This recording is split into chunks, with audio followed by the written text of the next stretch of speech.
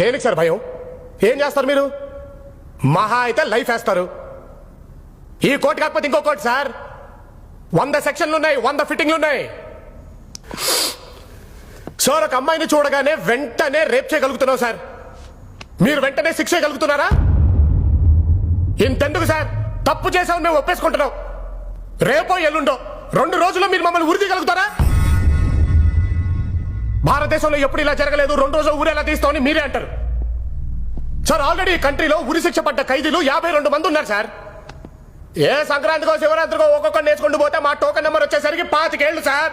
ఈలోపు ఎంతమంది సంధ్యాలు, ఎంతమంది దీప్తులు సార్. సార్ అందుకే సార్ ఈ దేశం అంటే అంత ఇష్టం నాకు.